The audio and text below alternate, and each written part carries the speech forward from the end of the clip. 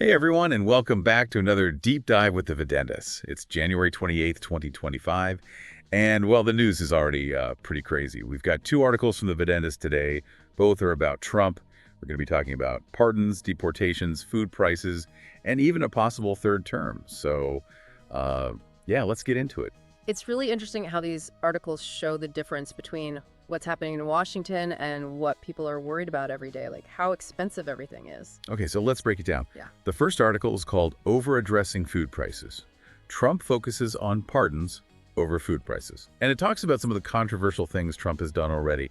Democratic lawmakers like Senator Elizabeth Warren and Representative Jim McGovern are really criticizing him. Basically, they're saying that he's focusing on pardoning people from the January 6th attacks and deporting people, and that he's not doing anything about the rising cost of food, which was a big promise during his campaign.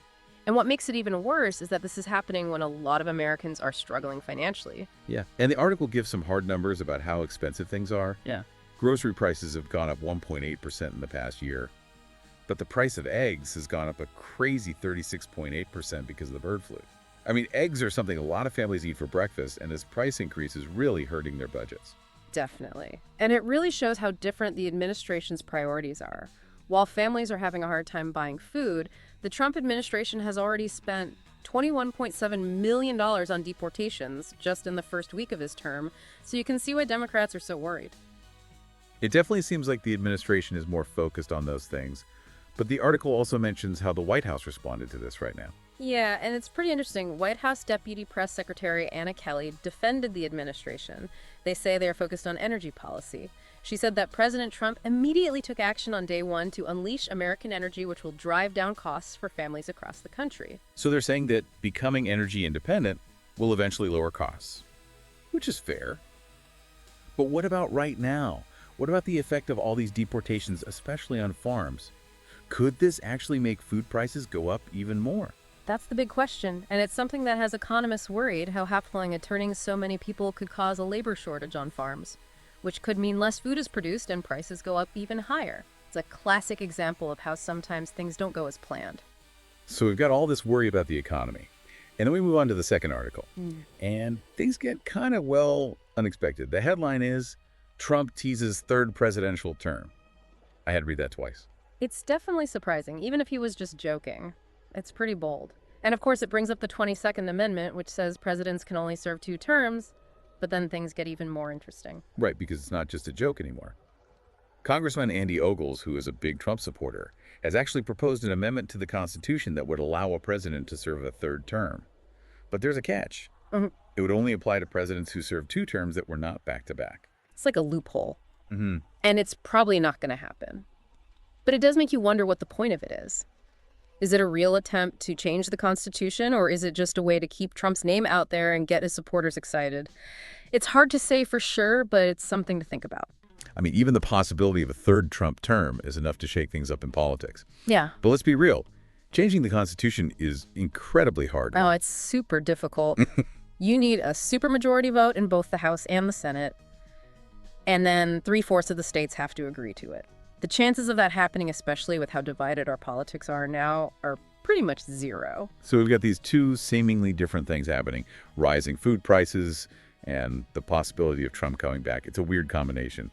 But I think they might be more connected than we think. I think you're right. If you look closely, both of these articles show that Americans are feeling uneasy and uncertain. On one hand, people are worried about being able to afford basic things like groceries, and they feel like the government isn't doing enough to help. And on the other hand, there's this idea that Trump might come back, whether you like him or not.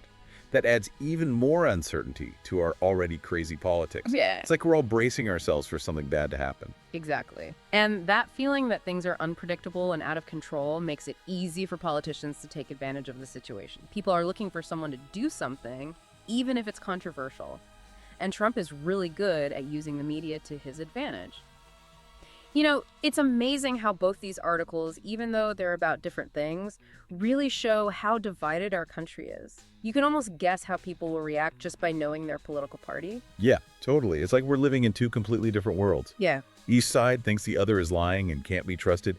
It's really hard to even have a normal conversation about these things, let alone find some kind of agreement. That's exactly it. We're all looking at the same things, but in totally different ways, and everyone thinks the other side is just playing politics with people's lives. That makes it almost impossible to find solutions or even agree on what the problems are. It's like we're stuck in this loop of getting mad and then reacting without ever actually talking and figuring things out. And while we're busy arguing, people are struggling to afford food, and all this political fighting is making things even worse. You're right.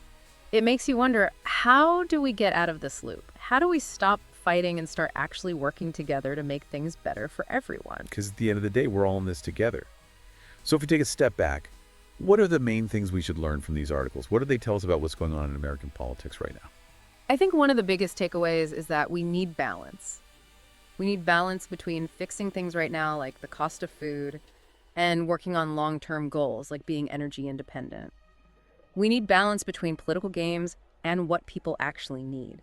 And probably most importantly, we need balance between different opinions and ways of looking at things. We need to find a way to understand how complicated these problems are without getting stuck in all the political fighting. But to do that, we need something else. We need to know what's really going on and who's responsible for what. Exactly. We need to be able to trust that our leaders, no matter what party they belong to, are actually trying to do what's best for us. And when they don't do that, we need to hold them accountable. And that's where we the people come in. It's our job to stay informed, talk about these things, and make sure our elected officials are doing their jobs.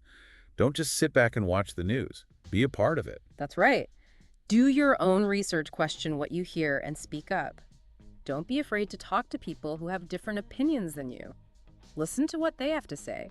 Try to see things from their point of view, and maybe you'll find some things you actually agree on. It's easy to get caught up in all the negativity and fighting, but we have to remember that we're all Americans. We might not agree on how to fix things, but we all want a better future. That's a great point. And that brings us back to why it's so important to have information. The more we know as citizens, the better we can hold our leaders accountable, demand better from our government, and make smart decisions about our own lives. So what happens next? What should people be paying attention to in the next few weeks and months as this story unfolds? I think it's really important to see how the administration reacts to all the criticism about how they're dealing with food prices.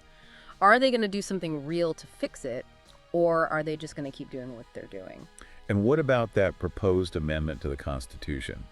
Is it actually going to go anywhere in Congress, or was it all just for show? And maybe most importantly, how are the American people going to react to all of this?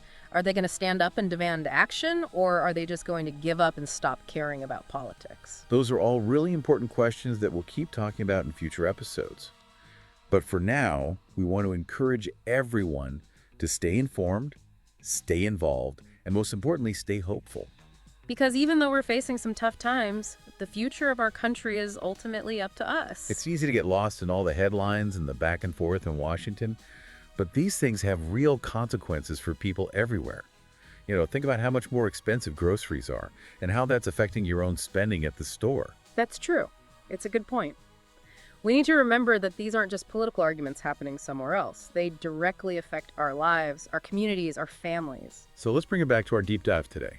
We've covered a lot from pardons and deportations to Trump, maybe running for a third time. What's the main thing that connects all of this? I think it comes down to this. American politics is at a turning point.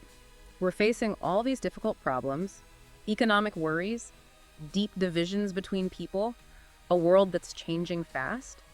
And how we deal with all of this will decide what happens to our country for years to come. It does feel like a really important time in history. Yeah. Like the choices we make today will have a huge impact on the future. And that's why it's so important for all of us to be informed and to think critically. We can't just sit back and watch. We have to actively participate in creating the future we want. So as we finish up today's deep dive, let's leave our listeners with something to think about. What's one thing they can do right now, today, to actually make a difference? I would say this. Don't underestimate your own voice. Contact your elected officials. Tell them what you're concerned about. Ask them the tough questions. Have respectful conversations with people who disagree with you, even if it's uncomfortable. And most importantly, never stop learning, never stop questioning, and never stop believing that we can create a better future together. Well said. And on that note, we'll wrap up for today. But remember, the conversation doesn't stop here. Keep exploring, keep asking questions, and keep diving deep with the Videntis.